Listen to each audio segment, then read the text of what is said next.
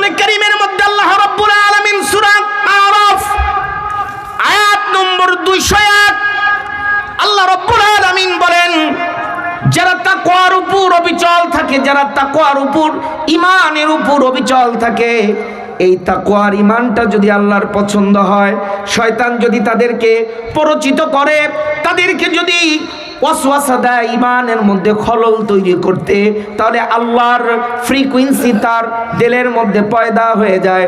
সূরা আরাফ আয়াত নম্বর 201। জোরে বলেন কত? আমার আল্লাহ তাআলা বলেন, ইন্নাল্লাযীনা তাকাউ ইযা মাসসাহুম তাইফুম মিনাশ শাইতান। পড়ুন আমার সঙ্গে, যারা কোরআন পড়তে পারেন অবশ্যই তারা কোরআন পড়বেন, আর যারা কোরআন পড়তে জানেন না, পড়ার জন্য ট্রাই করবেন, ভান করবেন, মুখটা আওড়াবেন।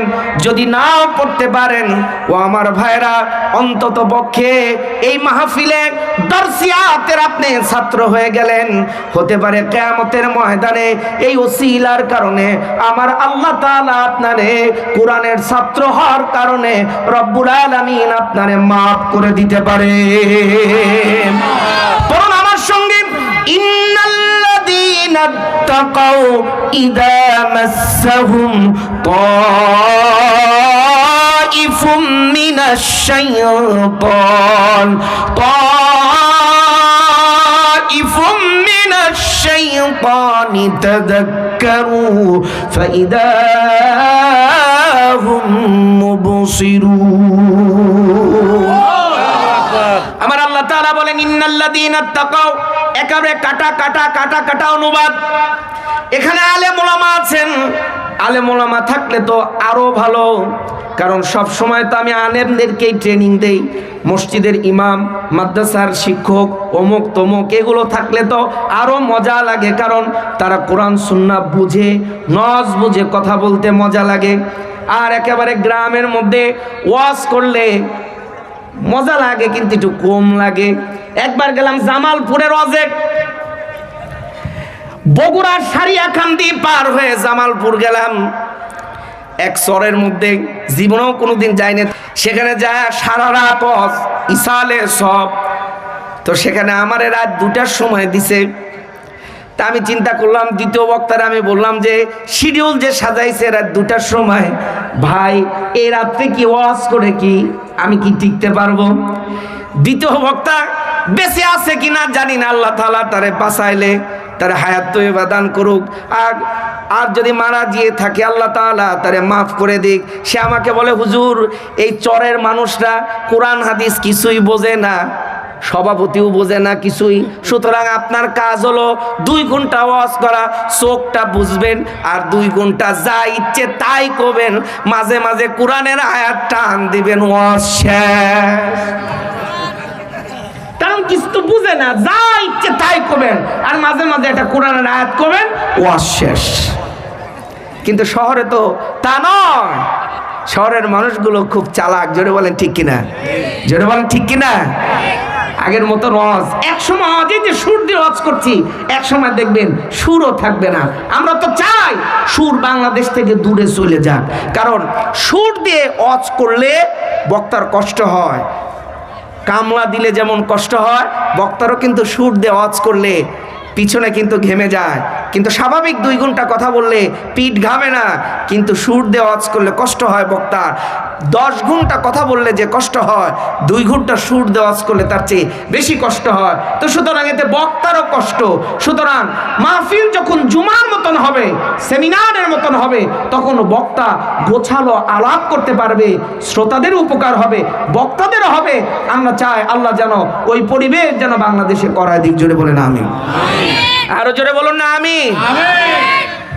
ইন্নাল্লাযীনা তাকাউ ইযা মাসসাহুম তাইফুম মিনাশ শাইতান।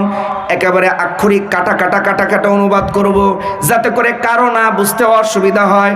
ইন্নাল্লাযীনা তাকাউ, নিশ্চয় যারা তাকওয়ার উপর প্রতিষ্ঠিত, তাকওয়ার উপর অবিচল রয়েছে।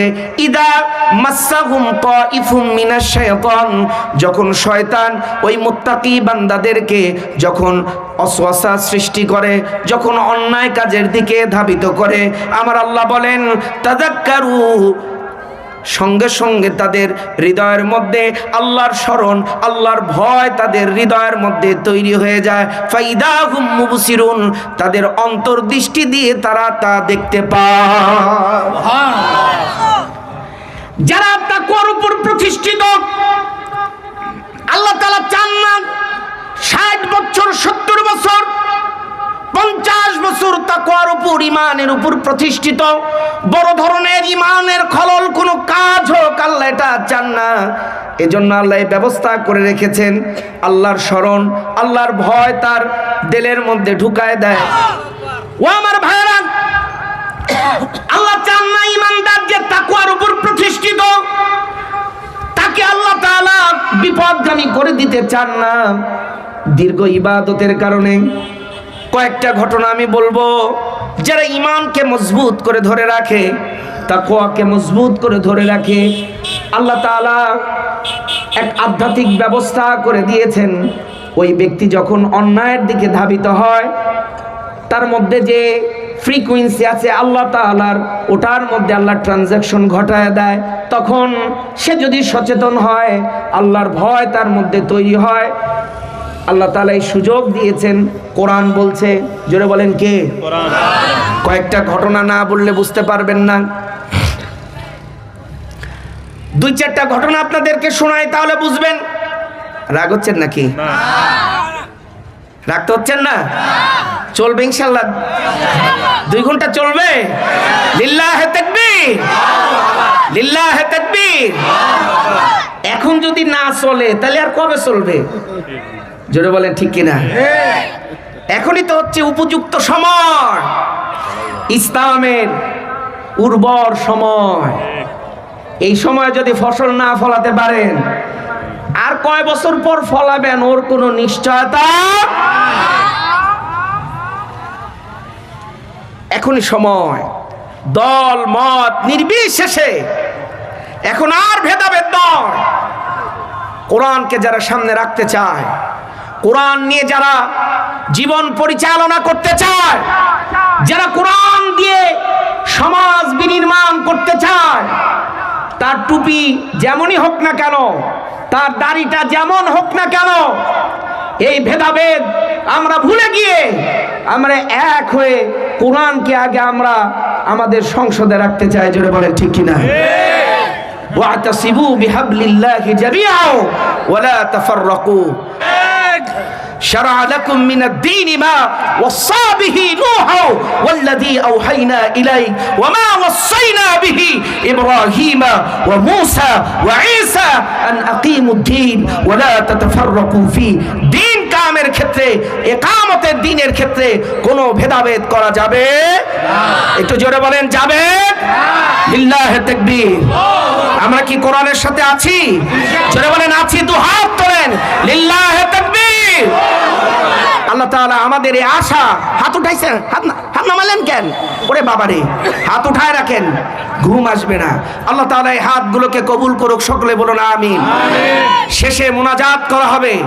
আল্লাহ তাআলা আমাদের গুনাহগারের এই হাতের আরজি যেন আল্লাহ তাআলা কবুল করে নেন। জোরে বলেন আমিন। হাত নামান। আমার প্রিয় ভাইরা, তাকওয়ার উপর প্রতিষ্ঠিত থাকলে, তাকওয়ার উপর অবিচল থাকলে রব্বুল ইজ্জত ওয়াল জালাল পাপ থেকে ফিরার আল্লাহ তাআলা নেটওয়ার্ক তৈরি করে দেয়। আল্লাহ তাআলা তার দিলের মধ্যে সেই ফ্রিকোয়েন্সি আল্লাহ তাআলা তৈরি করে দেয়। কয়েকটি ঘটনা বললে আপনারা বুঝতে পারবেন। আবু মুহাম্মদ নাসাই একজন বড় বুজুর্গ ছিল, এক কুতুব ছিল। তার স্ত্রী মারা গিয়েছিল, তার বয়স প্রায় 70 বছর হবে। তো তার বাড়িতে এক খাদেম আর তার স্ত্রী খাদেমা কাজ করত। তার স্ত্রী ছিল, ওই খাদেমের স্ত্রী খুব অপরূপা, সুন্দরী, রূপবতী, সুস্মিতা, সুচিস্মিতা, লাবণ্যময়িতা, কমনীয়তা, বর্ধনশীলী, রূপনর্ণিতা, মনোহারিত্বপূর্ণময়ী এক সুহাসিনী চেহারার অধিকারী ছিল। অর্থাৎ নারীর যত সৌন্দর্যের বিশেষণ দিয়ে তাকে অলঙ্কিত করা যায় এমন সব ধরনের চেহারার বিশেষণ তার মধ্যে ছিল। একদিন হঠাৎ আবু মুহাম্মদ নাসাই, এক বুজুর্গ আল্লাহওয়ালা, হঠাৎ একদিন এই খাদেমের স্ত্রীর প্রতি তার দৃষ্টি পড়ে যায়। শয়তান তাকে আস্তে আস্তে আস্তে আস্তে তার প্রতি লোভাতুর করে ফেলে। আবু মুহাম্মদ নাসাই মনে করলেন যে আমার বাড়িতে যে খাদেম থাকে, এই খাদেম যদি থাকে ওর স্বামী, তাহলে তা আমার মনের শাহওয়াত, আমার মনের খায়সাত আমি তো পূরণ করতে পারবো না।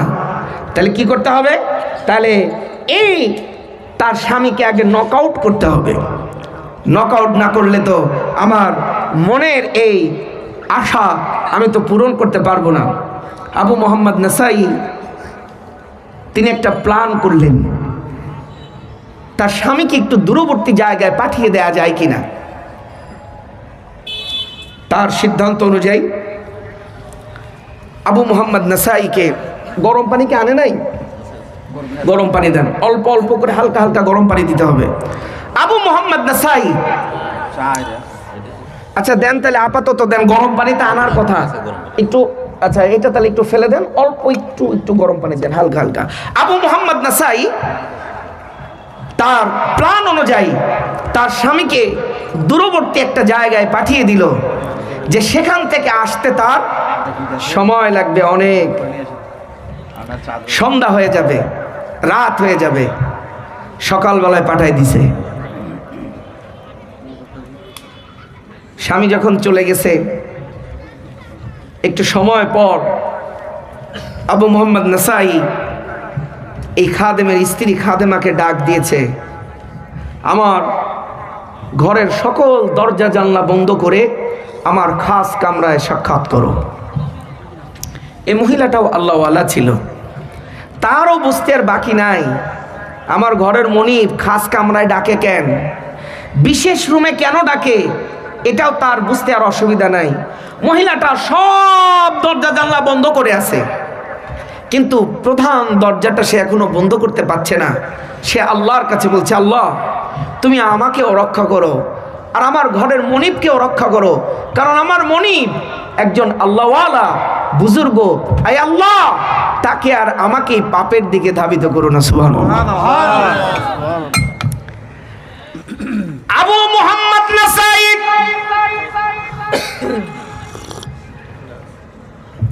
কিছুক্ষণ পর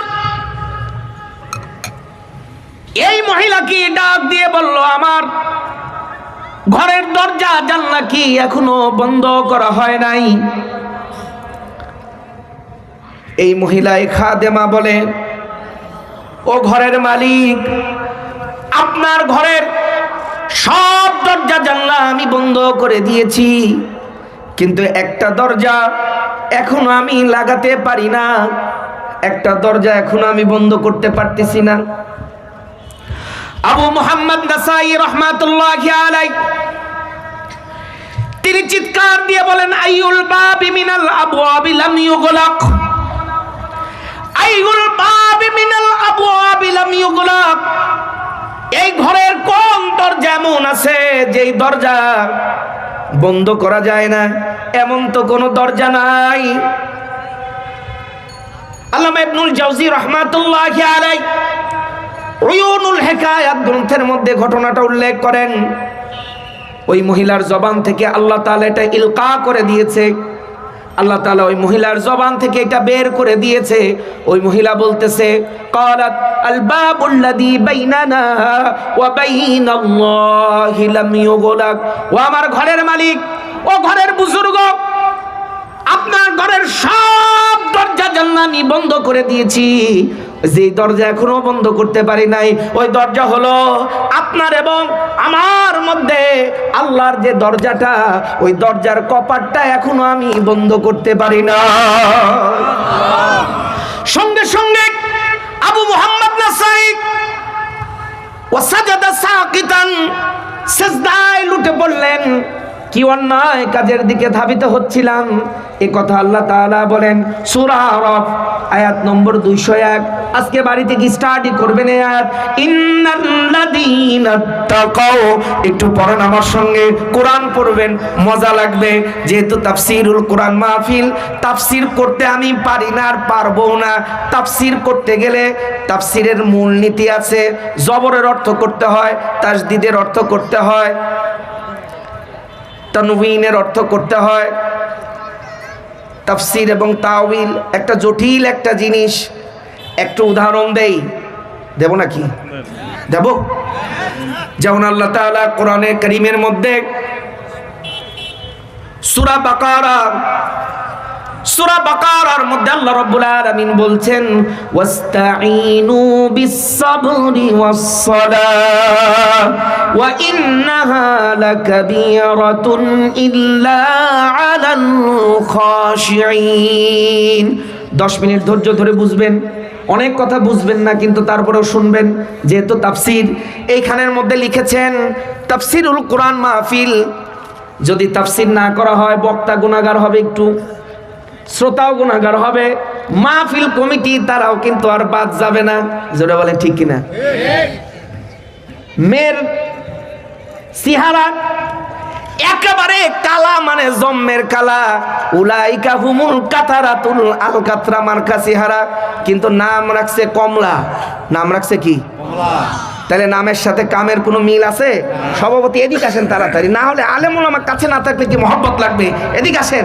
আলেম ওলামা কাছে থাকলে এক ধরনের শক্তি এনফোর্সমেন্ট হয়। জোরে বলুন সুবহানাল্লাহ। আরো জোরে বলুন না সুবহানাল্লাহ। আমরা কি আলেম ওলামার সাথে থাকতে চাই? জোরে বলেন থাকতে চাই। সবার সাথেই তো থাকলেন, এটা আলেম ওলামার সাথে থাকেন না, এটা দেখেন না। থাকতে চাই ইনশাআল্লাহ, ইনশাআল্লাহ। লিল্লাহি তাকবীর। আল্লাহ তাআলা কামিয়াবি করুক। জোরে বলেন আমিন।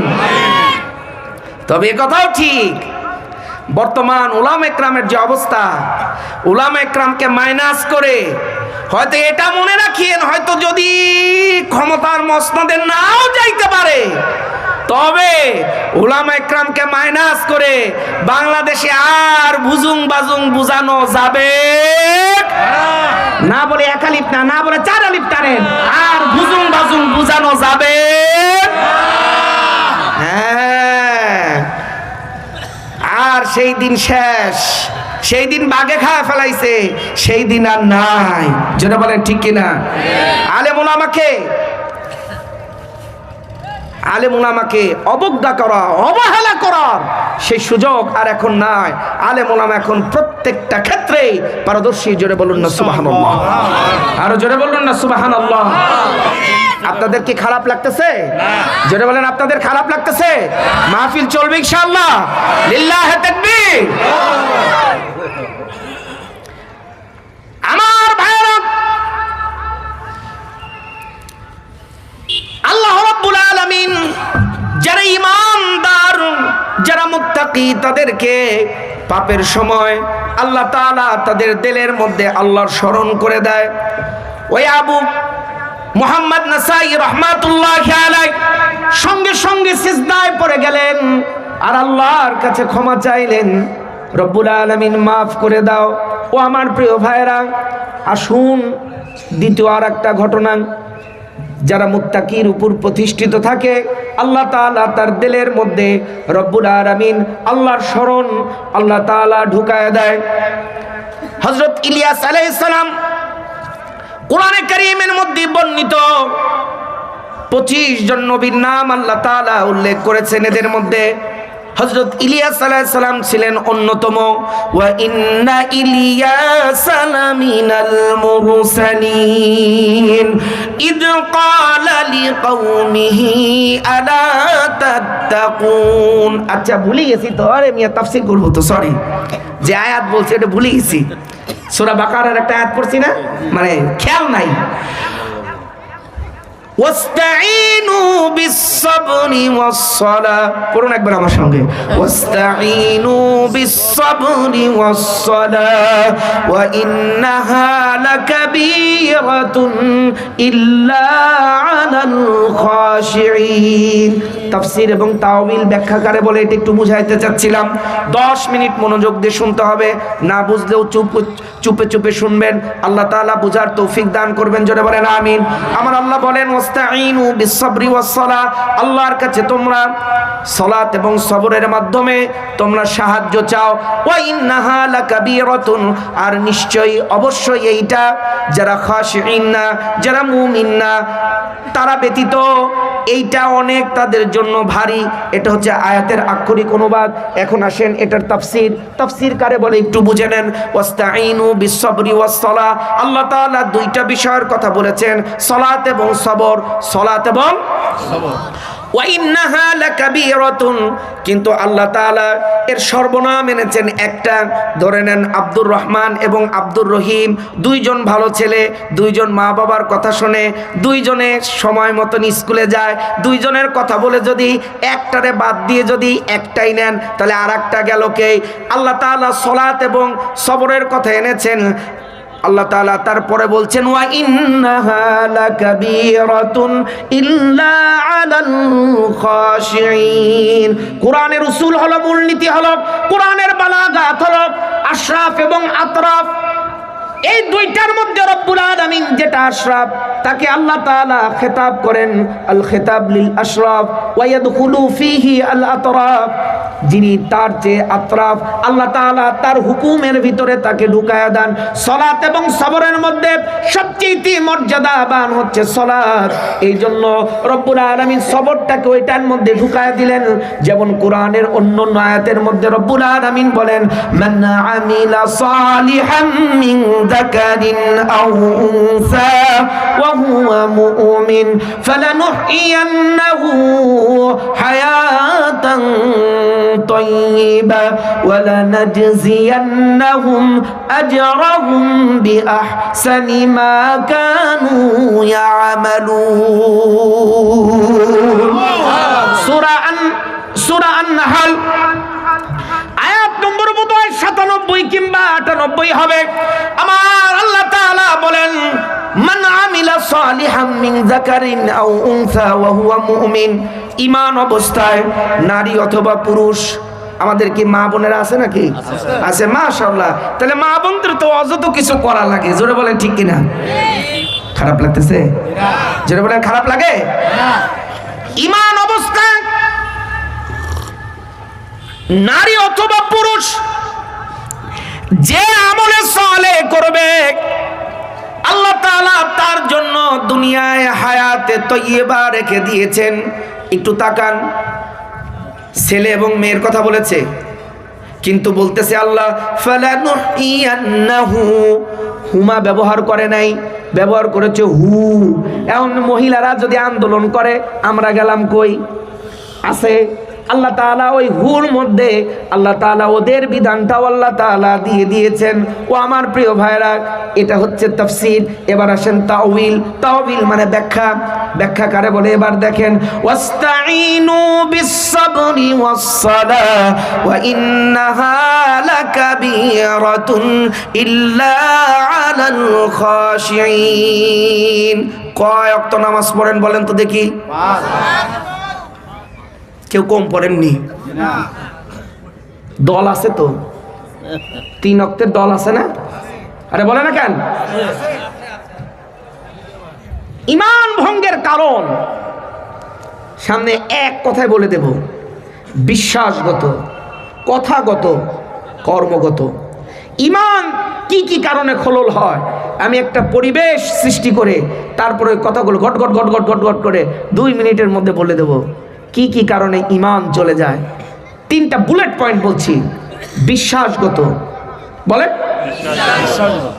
কথাগত, কর্মগত। লিল্লাহি তাকবীর। আপনারা কি রাগ হচ্ছেন নাকি? জোরে বলেন রাগ হচ্ছেন না? রাগ হওয়া যাবে না, যা বলছি সব গবেষণাধর্মী কথা। আমার প্রিয় ভাইরা, তাহলে নামাজ কয় ওয়াক্ত? ফজর, জোহর, আসর, মাগরিব, ইশা। এই আয়াতের এক শব্দের মধ্যে এই 5 ওয়াক্ত নামাজের কথা আছে। জোরে বলুন না সুবহানাল্লাহ।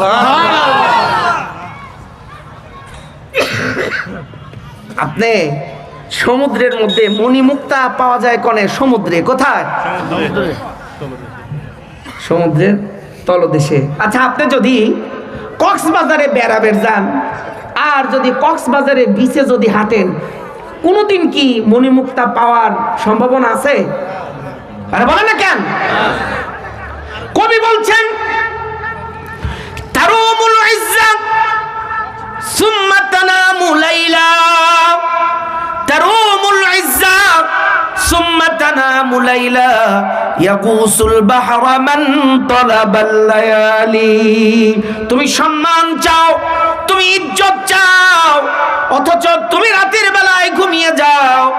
তুমি জান্নাতের সর্বোচ্চ শিখরে আরোহণ করতে চাও, অথচ তুমি রাতের বেলায় ঘুমায় পড়ো। ও আল্লাহর বান্দা শুনে রাখো, ইয়াগুসুল বাহরা মান তালাবাল লায়ালি, ওই ব্যক্তি সমুদ্রের মধ্যে মণিমুক্তা অর্জন করতে পারে যে ব্যক্তি নিজের জীবনকে বাজি রেখে সমুদ্রের গভীর অতল গহীন তন্দ্রে যে ব্যক্তি ডুব দিতে পারে, তার হাতের মধ্যে মণিমুক্তা ধরা দেয়। যে ব্যক্তি ওই সমুদ্রের বিচে হাফ এইটুক ঢগে, তার কাছে কোনোদিন মুক্তা ধরা দেয় না। সুতরাং কোরআন এবং সুন্নাহ বুঝতে চান, আমার আগের বক্তা যেহেতু কোরআন এবং সুন্নাহর কিছু গুরুত্ব বলেছেন, এইটা আমি আজকে বলবো না, আর একদিন কোরআন সুন্নাহর গুরুত্ব বলবো। ও আমার ভাইরা, কোরআন সুন্নাহ বোঝার জন্য নিজের স্ত্রীকে ছেড়ে দিয়েছে, কোরআন বোঝার জন্য 17 বছর পর্যন্ত একদিন বাজারে যায় নাই, নিজের রাজকীয় জীবন ছেড়ে দিয়েছে, এমনকি নিজের সন্তান মারা গিয়েছে, জানাজায় পর্যন্ত শরীক হয় নাই। পূর্ববর্তী যারা আকাবের আসলাফ, যারা নাকি ইমাম ছিলেন, তাদের জীবনী শোনাবো। জীবনে তারা নিজের সন্তান মারা গিয়েছে, জানাজায় যায় নাই, নিজের স্ত্রীকে শর্ত দিয়েছে, যদি তুমি আমার বিবাহে বন্ধনে থাকতে চাও থাকতে পারো, না হয় তালাকে তাফউইদ দিয়ে দিলাম। যদি তুমি প্রয়োজন বোধ করো আমার কাছ থেকে তুমি ছুটে গিয়ে ইদ্দত পালন করে অন্য জায়গায় চলে যেতে পারো, কিন্তু আমি যে শিক্ষা করতে যাচ্ছি ইমাম মালিকের কাছে, এই শিক্ষা যদি শেষ না হয় আমি কিন্তু আর আসবো না। একটানা 17 বছর পর্যন্ত আব্দুর রহমান ইবনে কাসেম আল-উতাকি ইমাম মালিকের দরবারের ছাত্র হয়েছেন, একটা বারের জন্য বাড়িতে আসেন নাই। ওই স্ত্রীও 17 বছর অপেক্ষা করেছেন। 17 বছর পর তার নিজের সন্তানকে পাঠিয়ে দিয়েছে, যাও তোমার আব্বার কি এখনো পড়ালেখা শেষ হয় না? এত সুজা, এত সুজা কোরআন হাদিস বুঝায়, এত সুজা। বাংলা চটি বই দুটো পড়লেন, ওরে বাবা। এই আমার ছাত্র আবু নাইম লিখেছে তাফসিরুল কোরআন মাহফিল, এজন্য আমি রাগ হই না। এটা লিখবেন না, লিখবেন ওয়াজ মাহফিল, ইসলামী জালসা। এগুলো আমরা যা করি এগুলো ওয়াজ মাহফিল, এগুলো বয়ান করছি। কিসের তাফসির মিয়া? তো সুতরাং কিসের তাফসির? 2টা আয়াত বলেন আর 4টা আয়াতের হাদিসের, তাও তো আপনি মান্তুকি অনুবাদ করেন না, আপনি মাফহুমি অনুবাদ করেন। আপনি অনুবাদ করিয়ে একটা ঘটনা কয়া চালাই দিয়ে গেলেন, ওরে বাবারে তাফসির হয়ে গেল। ওটার নাম তাফসির নয়, ওটার নাম ওয়াজ, ওটার নাম বয়ান। কি কথা কি বোঝা গেছে? তাফসির কারে বলে? ওটা ছাত্র হলে বোঝানো যায়, ওরে বোঝাতে পারবো তাফসির কাকে বলে। কিন্তু 2টা আয়াতে টান দিলাম, 3টে ঘটনা বললাম, রাজনীতির 4টে কথা বলে গেলাম, হয়ে গেল তাফসির। এই জন্য মানুষও ভাবে আমি জল ঢাকাতে, আমি ওখানে আবার ইসলামিক মিশনের সিনিয়র প্রোগ্রাম অফিসার, অনেক হোমিওপ্যাথি ডাক্তার আছে, সে তফসির লিখতেছে, তফসির। সে বলছে, হুজুর আমি প্রায় 16 বছর ধরে গবেষণা করে তাফসির লিখছি, হুজুর আর একটু বাকি আছে, আপনারা আমি দেখাবো, দেখেন তো তফসিরটা কোনো ভুল টুল আছে কিনা। একটা হোমিওপ্যাথি ডাক্তার, সে লিখবে কোরআনের তফসির। ওরে বাবারে, কি আজীব! এটা হয়েছে কেন? এই যে আমরা বলে বলে বলে বলে এটাকে সহজীকরণ করে ফেলেছি, অর্থাৎ মনে করেছে এটা সহজ। তাফসির লিখতে পারবা তখন যখন আরবি, তবারি, ইবনে কাসির, বাগাবি, জালালাইন কাশাফ, রুহুল মানি, এগুলো পড়ে তুমি বুঝবা, সেখান থেকে আরবি থেকে মানতুকি অর্থ যখন গ্রহণ করতে পারবা, তখন লিখলেই না হয় অমুক বাংলায় কি আছে, তমুক চ্যাট জিপিতে কি আছে, ডিপসিকে কি আছে, হেইলিংকে কি আছে, জেমিনিকে কি আছে, জিজ্ঞাসা করে হয়ে গেছে একটা আধুনিক তাফসীর। মারহাবা। এখন তো বললেই হয়, শুধু চ্যাট জিপিটিকে বলবেন, বলো, বলে দিবে। হুজুরের কাছে আর মাসালাও জিজ্ঞাসা করতে হবে না, শুধু চ্যাট জিপিটিকে বলেন, হেলিংকে বলেন, জেমিনিকে বলেন, বলে দেবে। হ্যাঁ হ্যাঁ, কাশাফের নামও তো জানে না কাকা। আল কাশাফ আল হাকায়েক তানজিল ওয়া উয়ুনিল আকাবিল ফি উজুহিত তাউইল। এই যে নামের যে কারণ, ইল্লতটা বর্ণনা করতে বললে পাজামা শেষ। খারাপ লাগতেছে নাকি? ঘটনায় যাব, অসুবিধা নাই, ওই আমরা যাব, অসুবিধা নাই। একটু তাফসীর আর তাওয়িলটা বোঝাতে চাচ্ছিলাম। এই শব্দের মধ্যে 5 ওয়াক্ত নামাজ আছে। জোরে বলেন না সুবহানাল্লাহ, আরো জোরে বলেন না সুবহানাল্লাহ।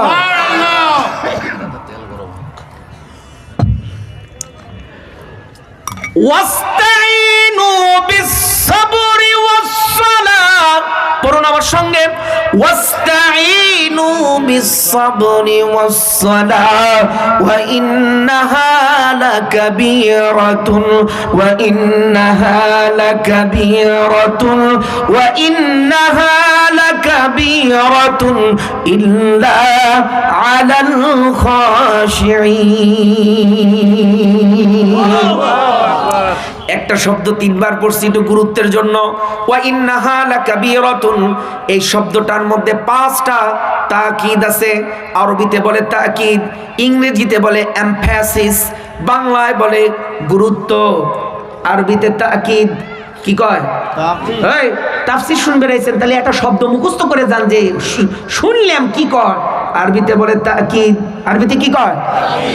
ইংরেজিতে বলে এমফ্যাসিস, এমফ্যাসিস, আর বাংলায় বলে গুরুত্ব। বাংলায় কি কয়? ইংরেজিতে এমফ্যাসিস, আর আরবিতে কয় তাকিদ। এই শব্দের মধ্যে 5টা তাকিদ আছে, 5টার বেশিও নাই, কমও নাই। এবার তাওয়িল শোনেন, তাফসীর তো শুনলেন আগে, এবার তাওয়িল শোনেন। ওয়া ইন্নাহা, ইন্না হরফে মুশাব্বাহা বিল ফেল, একটা তাকিদ। 2 নম্বর লাকাবীরাতুন, লাম আর একটা তাকিদ। কাবীরাতুন 2 জবর 2 জের 2 পেশকে তানউইন বলা হয়। ছোটবেলায় পড়ছেন মক্তবে, জোরে কোন ঠিক কিনা? 2 জবর 2 জের 2 পেশকে তানউইন বলে। এই তানউইন এটাও আরেকটা তাকিদ, 3টা পাওয়া গেল।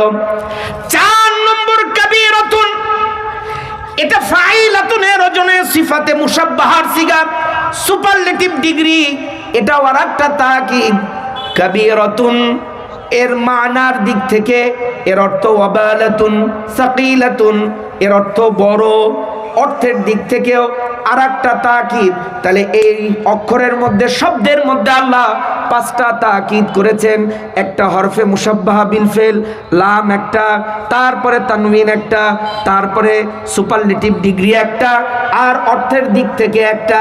এর 5টার কমও নাই, বেশিও নাই। যারা আহলুত তাওয়িল তারা বলছেন এই 5টা তাকিদ দিয়ে আল্লাহ 5 ওয়াক্ত নামাজ, ফজর, জোহর, আসর, মাগরিব, এশা বুঝিয়ে আল্লাহ তাআলা বলছেন ওয়াস্তাইনু বিস-সাবরি ওয়াস-সালাহ ওয়া ইন্নাহা লাকাবীরাতুন ইল্লা আলাল খাশিঈন। তোমরা আল্লাহর কাছে সাহায্য চাও নামাজ এবং ধৈর্যের মাধ্যমে, আর নিশ্চয় নিশ্চয় নিশ্চয় নিশ্চয় নিশ্চয় এই তাকিদ দিয়ে 5 ওয়াক্ত নামাজ দিয়ে আল্লাহ বুঝালেন ইল্লা আলাল খাশিন, আই ইল্লা আলাল মুমিনিন, যারা মুমিন না, যারা মুত্তাকি না, তারা ব্যতীত এই 5 ওয়াক্ত নামাজ আদায় করা তাদের জন্য কঠিন কঠিন কঠিন এবং কঠিন। এই যে এক আয়াতের শুধু সংক্ষিপ্ত তাফসীর আর তাওয়িল বললাম, এটার নাম তাফসীর আর এটার নাম তাওয়িল। এখন এই অর্থ যদি প্রথমে এসে করতাম, তাহলে দেখতেন এই যে যা আছে এর অর্ধেক ফুট করে উড়ে যেত। পাখি ধরে বেড়ে গেলে যেমন ফুট করে উড়ে যায়, এই সব মুসল্লি সব চলে যেত। এই জন্য তাফসীর শুরুতে করলাম না, এই হক আদায় একটা করে দিলাম, যেহেতু নাম রাখছেন কমলা, এই জন্য কমলারে সুন্দর বানাই দিয়ে গেলাম। জোরে বলেন মারহাবা। এখন আমরা তাফসীর না, এখন আমরা ওয়াজে যাব। কই যাব? ওয়াজে। ওই যে ওয়াজে যারা তাকওয়ার উপর প্রতিষ্ঠিত থাকে, আল্লাহ তাআলা তাদেরকে পাপ যখন তাদেরকে শয়তান প্ররোচনা দেয়, ওয়াসওয়াসা তৈরি করে, আল্লাহ তাদের দিলের মধ্যে ট্রানজ্যাকশন ফ্রিকোয়েন্সি তৈরি করে দেয়, সঙ্গে সঙ্গে আল্লাহর স্মরণ তাদের মধ্যে চলে আসে। যারা ফিরতে পারে তারা ফেরে, আর যারা ফিরতে পারে না তারা তো গুমরাহ হয়ে যায়। আল্লাহ তাআলা ঈমানদারদেরকে এই মহান নেয়ামত বদৌলত আল্লাহ দান করেছেন, যেটা সূরা আরাফের 201 নং আয়াতে আল্লাহ তাআলা বলেছেন সুবহানাল্লাহ। সুবহানাল্লাহ। হযরত ইলিয়াস আলাইহিস সালাম, আল্লাহ তাআলা সূরা সাফফাত সূরা সাফফাতের 123 থেকে আলোচনা শুরু করছেন। ওয়া ইন্না ইলিয়াসা লামিনাল মুরসালিন ইয ক্বালা লিকাওমিহি আলা تتقون أتدعون بعلا وتذرون أحسن الخالقين الله أكبر। মাহফিলের মধ্য থেকে কেউ যাইতে পারবেন না শুধু দুইটা কারণ ছাড়া, 1 আর 2। যদি কেউ যান এই দুইটা ছাড়া, তাহলে কিন্তু মাহফিল, শক্ত কথা বললাম না, নতুন আসছে দেখে এলাকায়, আর নাই বলবো যে উঠবে তারে জামা ধরে টাইনে বসে রাখবেন, আগে কারণ জিজ্ঞাসা করবো কেন যাচ্ছেন। যদি এমনি যায় তাহলে করবো 10 মিনিট ওয়াজ করে তারপরে যান। ঠিক কিনা সভাপতি? বলেন ঠিক কিনা? তাহলে মাহফিল চলছে, উনি চলে যায়, উনার সাথে সাথে আর একজন রাস্তা ধরে, এই জন্য আমরা ওইটা করতে দেব না। যদি 1 আর 2 এই দুইটি প্রয়োজন ব্যতীত যদি মাহফিল থেকে উঠে যান, তাহলে তার জন্য পানিশমেন্ট হচ্ছে নিয়ে আসবো স্টেজে, মাইক ছাড়বো, নেন কথা কর, 10 মিনিট ওয়াজ করেন, তারপরে আপনি বাড়ি যান। ঠিক আছে সভাপতি? মারহাবা। জোরে বলেন লিল্লাহি তাকবীর। বক্তা শুধু কষ্ট করবে তার না, দুজনের মধ্যে রেসিপ্রসিটি হবে, গিভ এন্ড টেক প্রসেস। আমিও করবো, আপনিও করেন, আসেন। তো এই জন্য যে মাহফিলকে পণ্ড করতে চায়, সুতরাং একটা মাহফিলের আয়োজন এভাবে ধরে রাখা, যা মনে করছেন তা না, এত সোজা না। এই জন্য চলে যাচ্ছেন কেন? কোনো কারণ ছাড়া যাচ্ছেন কেন? এটাই হচ্ছে শাস্তি। 1 আর 2 এই জরুরত ছাড়া, তাহলে 10 মিনিট ওয়াজ করে যান, আপনার ওয়াজ আমরা শুনবো। জোরে বলেন মারহাবা। রাজি আছেন ইনশাআল্লাহ? না খারাপ লাগতেছে আপনাদের? ইলিয়াস আলাইহিস সালামকে আল্লাহ তাআলা ইরাকের ফোরাত নদী, এই পৃথিবীর মধ্যে 5টা নদী আছে, যেই নদীর সম্পর্ক পৃথিবীর কোনো পানির সাথে না। আল্লাহ তাআলা এই 5টা নদীর সম্পর্ক করে দিয়েছেন জান্নাতের পানির সঙ্গে, জান্নাতের নহরের সাথে আল্লাহ তাআলা তাদের সম্পর্ক করে দিয়েছেন। জোরে বলুন না সুবহানাল্লাহ। কয়টা? জোরে বলেন কয়টা? আরো জোরে কয়টা? জোরে হলো না কয়টা? আরে সামনে 26-এ তো এগুলোই কোয়া লাগবে। জোরে বলেন কয়টা? আরো জোরে কয়টা? জোরে হলো না কয়টা? 1 নম্বর সাইহুন, মুখস্থ করেন। 2 নম্বর জাইহুন, 3 নম্বর ফরাত, 4 নম্বর দাজলা, আর 5 নম্বর হচ্ছে নীল। এই 5টা নদী, সাইহুন, জাইহুন, ফোরাত, দজলা আর হলো নীল নদ, এই 5টা নদীর সম্পর্ক আল্লাহ তাআলা তার রেসিপ্রসিটি, তার কানেকশন আল্লাহ তাআলা জান্নাতের নহরের সঙ্গে আল্লাহ দিয়ে রেখেছে। এই ইরাকের ফোরাত নদী বিশাল। এই ফোরাত নদী নিয়ে, ফোরাত নদীর পূর্ব পাশের এলাকার নাম হচ্ছে কিরকিউক শহর, আর পশ্চিম পাশের যে শহর, এই এলাকার নাম হচ্ছে ইরাকের মেসোপটেমিয়া।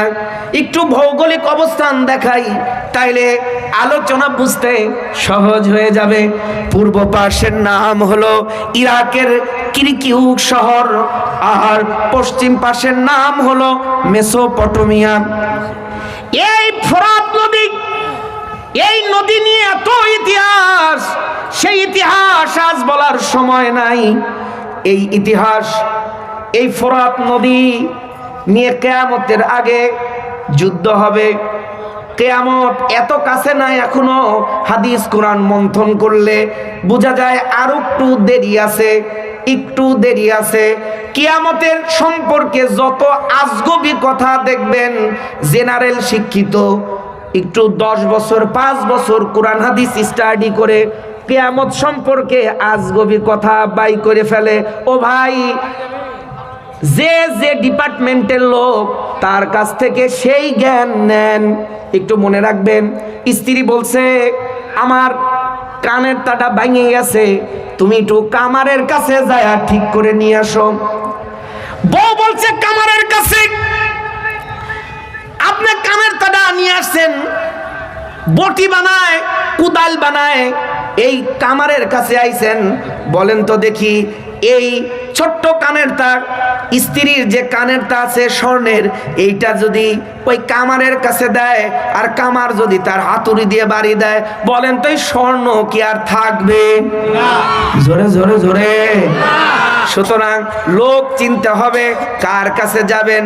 ও ভাই, ও ভাই, ডাক্তার চেনেন, পেটের মধ্যে একটু ব্যথা করে দেখে দিনাজপুর ভালো লাগে না, রংপুর ভালো লাগে না, ঢাকা ভালো লাগে না, ইন্ডিয়াও ভালো লাগে না, চলে যান মালয়েশিয়াতে, চলে যান কানাডায়, চলে যান সুইজারল্যান্ডে, চলে যান অস্ট্রেলিয়াতে, চলে যান অস্ট্রিয়াতে। সুতরাং এগুলো চেনেন কোন ডাক্তার বেশি ভালো, বেশি স্পেশালিস্ট, এইটা আপনি বোঝেন। আর এইটা আপনি বোঝেন না, কুরআন হাদিসের জ্ঞান কার কাছ থেকে নিবেন সেইটা আপনি জানেন না। ও আমার ভাইরা, কিয়ামতের আগে এই ফোরাত নদী থেকে আল্লাহর নবী আলাইহিস সালাম বলেন, সহিহ মুসলিমের হাদিস, লা তাকুমুস সাআতু হাত্তা ইউহসারাল ফুরাতু আন জাবালিন মিন যাহাব। কিয়ামতের আগে এই ফোরাত নদীর তলদেশ থেকে স্বর্ণের পাহাড় ভেসে উঠবে, স্বর্ণের পাহাড় উদ্গীরণ হয়ে আসবে। এই স্বর্ণের পাহাড় নিয়ে যুদ্ধ হবে। শতকরা 99 জন লোক তারা মৃত্যুবরণ করবে। ও আমার ভাইরা, এই ফোরাত নদীর এই স্বর্ণের পাহাড় নিয়ে এই কিয়ামতের পূর্বে প্রায় 20টার উপরে যুদ্ধ হবে, যেগুলো হাদিস থেকে পাওয়া যায়। সর্বশেষ যুদ্ধ হবে মুসলমানদের সাথে ইহুদিদের যুদ্ধ হবে। লা তাকুমুস সাআতু, আমরা কোনো গল্প, গাল গল্প, কোনো বাংলা কথা না, সরাসরি হাদিসের ইবারত, তার অনুবাদ বলছি। লা তাকুমুস সাআতু হাত্তা লা ইউকাতিলাল মুসলিমুনাল ইয়াহুদ ফায়াকতুলুহুমুল মুসলিমুন হাত্তা ইয়াখতাবিয়াল ইয়াহুদিয়্যু وراء الحجر والشجر فيقول الحجر والشجر يا مسلم يا عبد الله هذا يهودي خلفي فتعال فاقتلوه إلا الغرقد فإنه من شجر اليهودي। এই ফোরাত নদীর স্বর্ণের পাহাড় নিয়ে 20টার উপরে যুদ্ধ হবে। সর্বশেষ যুদ্ধ মুসলমানদের সাথে ইহুদিদের হবে। ওই সময় ইমাম মাহদিও থাকবেন আর হযরত ঈসা আলাইহিস সালামও থাকবে। জোরে বলুন না সুবহানাল্লাহ। তাম পৃথিবীতে ঈসা আলাইহিস সালাম ইসলামী রাষ্ট্র কায়েম করে ফেলবে। হযরত ঈসা আলাইহিস সালাম দুনিয়ায় তিনি আসবেন। ইয়ানজিলু ঈসা ইবনু মারইয়ামা ইলাল আরদ ফায়াতাযাওয়াজু ওয়া ইউলাদু লাহু ওয়া ইয়ামকুসু 45 সানা সুম্মা ইয়ামুতু ফায়ুদফানু মা'i ফি কবরি ফাআকুমু আনা ওয়া ঈসা ইবনু মারইয়ামা ফি কবরিন ওয়াহিদিন বাইনা আবি বকর ওয়া উমর রাদিয়াল্লাহু তাআলা আনহুমা। আল্লাহর নবী আলাইহিস সালাম বলেন, ইয়ানজিলু ঈসা ইবনু মারইয়ামা ইলাল আরদ, ঈসা আলাইহিস সালাম তিনি পৃথিবীতে আসবেন। এদিকে তাকান, ঈসা আলাইহিস সালাম জমিনে আসবেন। কোথায় আসবেন? সিরিয়ার রাজধানী দিমাশক, আরবিতে বলে দিমাশক, বাংলায় কয় দামেস্ক। সিরিয়ার রাজধানী দামেস্ক। এই দামেস্কের একটি পাহাড়ের উপর একটি মানারা বাইদা একটা মসজিদ আছে। এই মসজিদটা অনেক ঐতিহাসিকগণ বলেছেন তারা এই মসজিদটা হযরত ঈসা আলাইহিস সালাম তিনি নিজে হাতে করেছিলেন। এই মসজিদের মধ্যে কোনো জানালা নাই, একটা মাত্র দরজা, এমন তিনি পাথর দিয়ে করেছিলেন যেই পাথরের মধ্যে এমনি আলো জ্বলে, ভিতরের মধ্যে কোনো বিদ্যুতের প্রয়োজন হয় না। যেমন আপনারা আগের যুগের মানুষ তসবিহ দেখছেন, এখনকার মানুষরা তো আর তসবিহ চেপে না। আমার এই মুরব্বী কাকা, এদিকে সহসভাপতি এদিক তাকান, আগের যুগের তসবিহ ছিল, দেখছি আমি, আমার নানির দেখছি, আমার নানার দেখছি, ওই তসবিহ উপরের মধ্যে ধরে রাখতো আর রাত্রে এমনি ওটার মধ্যে থেকে আলোর মতন বের হতো। এরকম কি আপনারা দেখছেন? দেখছেন? তুমি দেখো নাই বাবা, তুমি দেখো নাই বাবা, তুমি তো পিচ্ছি, তুমি দেখো নাই না। আগের যুগের মানুষ যারা আছে এরা দেখেছে, জন্য বলেন মারহাবা। এই পাথর দিয়ে তিনি করেছিলেন।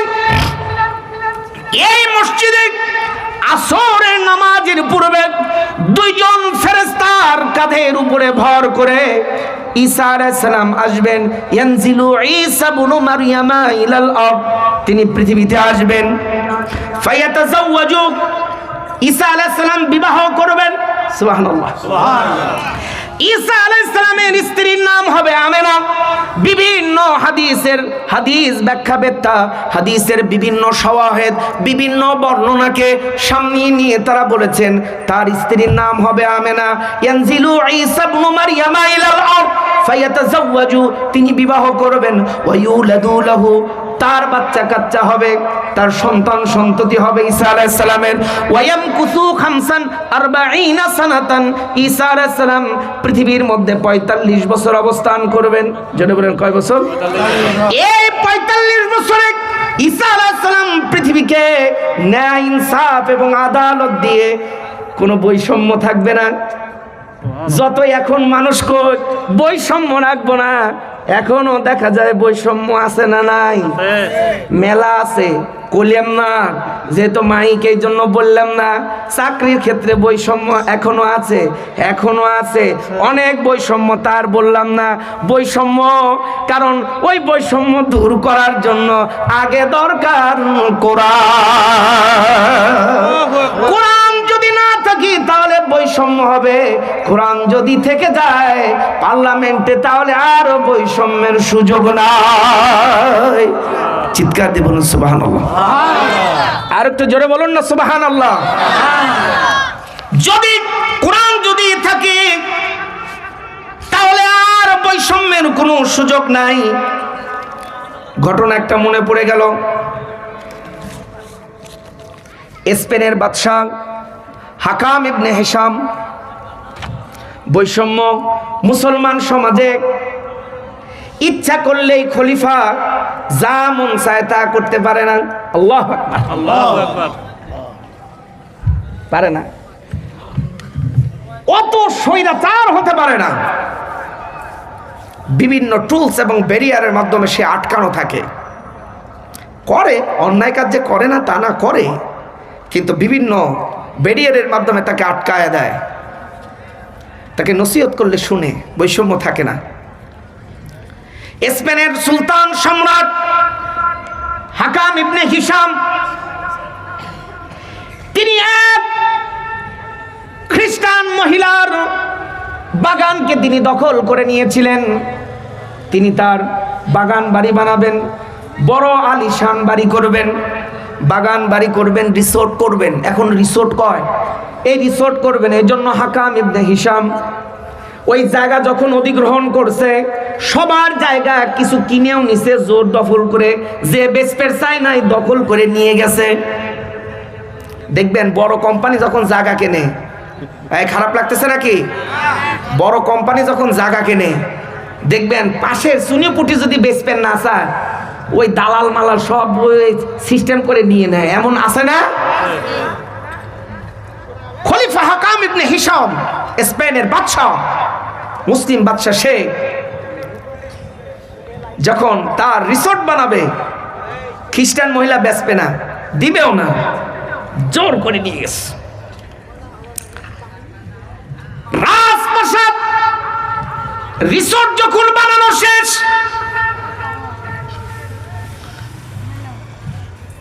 দিন পরে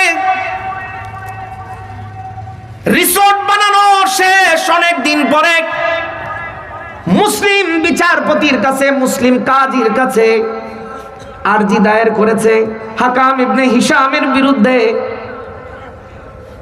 মুসলিম বিচারপতি, প্রধান কাজী, তিনি লক্ষ্য করলেন কেমনে আমি এই আরজিটা গ্রহণ করে বাদশার বিরুদ্ধে আমি রায় দেই, সব তথ্য প্রমাণ সত্য, কিন্তু কেমনে দেই। কাজী ওই রাত্রে তাহাজ্জুদ আদায় করে আল্লাহর কাছে পন্থা ভিক্ষা চাইলেন, আল্লাহ নিশ্চিত এক্ষেত্রে আমার বাদশা তিনি জালেম, আর যিনি আরজি পেশ করেছে তিনি সত্যবাদী, যদিও তিনি খ্রিস্টান হন। আল্লাহ তুমি এমন একটি ফয়সালার মাধ্যম করে দাও যাতে করে আমি এর সুষ্ঠু বিচার যাতে আমি করতে পারি। তারপরের দিন সুলতান হাকাম ইবনে হিশাম প্রধান বিচারপতিকে তার রিসোর্টে পেস্তা বাদামের হালুয়া খাইতে দাওয়াত দিয়েছে। কি বাদাম? পেস্তার হালুয়া। এটা খুব রাজকীয় দামি হালুয়া, খাইলে গায়ে শক্তি হয়, ব্রেন বাড়ে। এই পেস্তা বাদামের ফুস্তত, আরবিতে বলে ফুস্তত, পেস্তা বাদামের হালুয়া সকালবেলায় খাওয়ার জন্য সুলতান হাকাম ইবনে হিশাম তারে দাওয়াত করেছে। প্রধান বিচারপতি খলিফার দাওয়াতে, বাদশার দাওয়াতে তার রিসোর্টে হাজির। খাওয়া শেষ, খাইতে খাইতে খাইতে খাইতে মাঝে একটু প্রধান বিচারপতি হাকাম ইবনে হিশামকে বলছেন, খলিফা আপনার একটা কথা বলতে চাই। বলো। নিঃসন্দেহে আপনার এই বাগান বাড়িটা আমার খুব পছন্দ হয়েছে, আমি চাই আপনার বাগান বাড়ি থেকে কিছু মাটি কি আমার বাড়িতে নিয়ে যেতে পারবো? বলছে তুমি এটা কেন পারবে না, একটু মাটি নিবা এখান থেকে, এইটা কি অসম্ভব কিছু? যাও একটু মাটি তো নিবা, তুমি নাও। কাজী বড় একটা বস্তা নিয়ে এসেছিল তার ব্যাগের মধ্যে। কাজী নিজেই কোদাল দিয়ে মাটি নিজে ব্যাগের মধ্যে ভরতেছেন, বড় ব্যাগ। এই মাটি ভরা যখন সম্পূর্ণ হয়ে গেল, প্রধান বিচারপতি হাকাম ইবনে হিশামকে, খলিফাকে ডাক দিয়ে বলেন, ও খলিফা, ও বাদশাহ, এই বস্তাটা এত ভারী, আমি তো তুলতে পারতেছি না, আপনি যদি একটু সহযোগিতা করেন, মনে কিছু নিবেন না, তাহলে আপনার কোনো খাদেম, কোনো পেয়াদাকে বলেন না, একটু আপনি আমাকে একটু সহযোগিতা করেন, আমার গাধার উপরে এটা একটু উঠাবো। হাসি হাসি ঠাট্টা করে বলেছেন। তার হাস্য কথা হাকাম ইবনে হিশাম বুঝে ফেলেছে যে একটু সহযোগিতা করি। খলিফা বস্তাটা ধরার জন্য চলে আসছে, দুইজন মিলে বস্তা টানে। মাটি এত মোটা, এত বড় বস্তা, বাদশাও টানি উঠাইতে পারে না, আর প্রধান বিচারপতি টানি আর উঠাইতে পারে না। প্রধান বিচারপতি বাদশাকে বলেন, ও বাদশাহ হাকাম ইবনে হিশাম, শুনেন, আমি আপনাকে দিয়ে আমার গাধার উপরে এই মাটি উঠাবো, এটা কোনোদিন হবে না, কিন্তু আমি একটি শিক্ষা আপনারে দিতে চাই। এই দুনিয়ার এই সামান্য একটু মাটি আমি আর আপনি কাঁধে বহন করতে পারতেছি না, কিন্তু এই মাটির মালিক এই খ্রিস্টান মহিলা, কিয়ামতের ময়দানে এই মাটিটা আপনার গলার উপরে পরায় দেওয়া হবে, আপনার গলার মধ্যে এই মাটির ভারটা দেওয়া হবে। এই মাটির অনেক অংশ থেকে সামান্যতম একটু মাটি আমি আর আপনি বহন করতে পারছি না। কিয়ামতের ময়দানে এই মাটি আপনি বহন করে কিভাবে আপনি পার হবে? খলিফার হুঁশ ফিরে আসলো। খলিফা বলল, তোমাকে ধন্যবাদ, তুমি আমার জ্ঞানের চোখ খুলে দিয়েছো। যাও, আমি খ্রিস্টান মহিলা, তার তো জায়গা অল্পটুকু, আমি অল্পটুকু নাই, পুরো রিসোর্ট আমি তারে দান করে দিলাম। এটা হচ্ছে মুসলমানদের ঐতিহ্য, তাদের বিচার ব্যবস্থা। জোরে বলুন না সুবহানাল্লাহ। ওই যে ঈসা আলাইহিস সালাম ইয়ানজিলু ঈসা ইবনে মারইয়াম ইলাল আরদ ফায়াতাযাওয়াজু ওয়া ইউলাদু লাহু ওয়া ইয়ামকুসু 45 সানাতান সুম্মা ইয়ামুতু فيدفنوا معي في قبري فأقوم أنا وعيسى ابن مريم في قبر واحد بين أبي بكر وعمر رضي الله تعالى عنهما। আল্লাহর নবী আলাইহিস সালাম বলেন, ঈসা আলাইহিস সালাম পৃথিবীতে আসবেন, তিনি বিবাহ করবেন, তার সন্তান সন্ততি হবে, তিনি পৃথিবীতে ৪৫ বছর অবস্থান করবেন। এই ৪৫ বছরটা পৃথিবীতে ন্যায় ইনসাফ ইসলামী রাষ্ট্র প্রতিষ্ঠা করবেন। জোরে বলুন সুবহানাল্লাহ। ওয়া'আদাল্লাহুল্লাযীনা আমানু মিনকুম, সূরা নূর আয়াত নম্বর ৫৫। জোরে বলেন কত? ৫৫। জোরে বলতে হবে না, ওয়াজ বন্ধ করে দেব, শেষ। বলেন ওয়া'আদাল্লাহুল্লাযীনা আমানু মিনকুম ওয়া আমিলুস সালিহাতি লায়াস্তাখলিফান্নাহুম ফিল আরদি কামাস্তাখলাফাল্লাযীনা মিন ক্বাবলিহিম ওয়া লায়ুমাক্কিনান্না লাহুম দীনাহুমুল্লাযী ইরতাদা লাহুম ওয়া লায়ুবাদদিলান্নাহুম মিন বা'দি খাউফিহিম আমনা ইয়াবুদুনানি লা ইউশরিকুনা বি শাইআ ওয়া মান কাফারা বা'দা যালিকা ফাউলাইকা হুমুল ফাসিকুন। আল্লাহ তাআলা সূরা নূরের ৫৫ নং আয়াতে কারিমার মধ্যে বলছেন, ওয়া'আদাল্লাহুল্লাযীনা আমানু মিনকুম ওয়া আমিলুস সালিহাতি লায়াস্তাখলিফান্নাহুম ফিল আরদ, তোমাদের মধ্যে যারা ঈমান এনেছে এবং আমলে সালিহাত করেছে, আল্লাহ তাআলা তাদের ব্যাপারে ওয়াদা করছেন আল্লাহ অবশ্যই তাদেরকে পৃথিবীতে রাষ্ট্র ক্ষমতা দান করবেন, পৃথিবীতে তাদেরকে প্রতিষ্ঠিত করবেন। যেমনি ভাবে ইতোপূর্বে অনেক জাতিকে তিনি রাষ্ট্র ক্ষমতা দিয়েছেন, প্রতিষ্ঠিত করেছেন। আল্লাহ বলছেন তোমাদের মধ্যে যারা ঈমান এনেছে আর আমলে সালিহাত করেছে, আল্লাহ তাআলা তাদেরকে পৃথিবীতে রাষ্ট্র ক্ষমতা দান করবেন, যেমনি ভাবে ইতোপূর্বে অনেক জাতিকে তিনি রাষ্ট্র ক্ষমতা দিয়েছেন।